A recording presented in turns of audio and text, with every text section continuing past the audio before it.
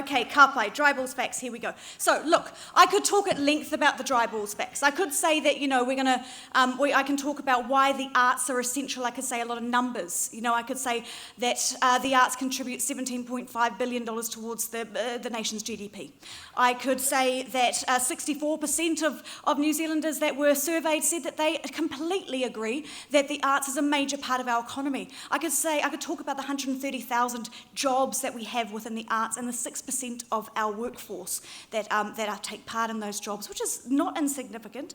I could talk about the 1,500 CEOs throughout the world who said that creativity is the most important leadership quality for organisations, non-arts organisations, the boring ones. They think creativity is the most important leadership quality. So I could talk about all those things at length. I mean, I could tell you how the arts has a positive correlation to all sorts of indicators, like all sorts of positive increases around health, wellness.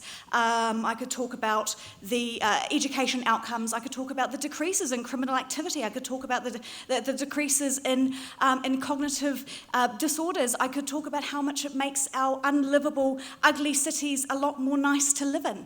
I could talk about how it improves our democracy. The first thing I do when I try to understand something, I look at it within the context of Te Ao Māori and Te Reo Māori. And so for me, the question of are the arts essential doesn't make any sense. It's just not a question that you would ask i Te Ao Māori. It just doesn't. It's a dumb question. If you walked up to the marae, you asked the aunties, like, hey, I really want to have a kōrero about this thing, you'd get a dumb look and you'd get told to, real quick to go and peel the potatoes because it's a dumb question. That's not a wānanga, If you look at the kupu toi, it means the arts and it also means the very essence of humanity, the origin and the essence of humanity. It means the pinnacle. It means they're interchangeable. They are the same thing. So the ask the question is a dumb question. Don't ask that question at the marae. It's a dumb idea. So I had to look into Te Reo Pākehā, and I did. So if we look at first arts, we look at the etymology of the term arts, actually really interesting, has the same tree, the same etymological tree as armour and things fitting together. Now that communication and things fitting together is something that Mad's going to have a kōrero with you about soon as well. So things fitting together, right? And then becoming about skills and being skillful is what the etymology is there. Now, when we look at dictionary definitions, we see the arts as, I'm going to remember this, as the human application and expression of creativity through skills and imagination, resulting in an object, environment, or experience. There's also all the things that we all know are part of the arts, but they're not necessarily defined, like, the shirt that you're wearing that came from a pattern, art. Alice's eye makeup tonight, that's art. Yeah? Nice. Eli's haircut, art.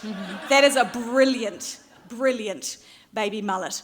You can look around all this room, obviously the architecture here, art. So many things that you would not necessarily expect to be art is art. Okay, so do we feel like we've got what art is? Beautiful. Okay, here's the difficult one. The really tricksy one is essential, because the English language seems to not have any idea exactly what it is. Okay, so when you look at essential, there's the one that we know, which is that it's absolutely necessary, and that's the most one that we know. Yeah, absolutely necessary, extremely important. But also, if you look at essential, firstly, I'll give you an example of that absolutely necessary, right? Like human rights. You'd just say is that absolutely necessary? Yeah. Okay. Also, in the human rights, I think it's Article 27 of the Declaration of Human Rights, that engagement with the arts is an inalienable human right. Just saying, that's a good example.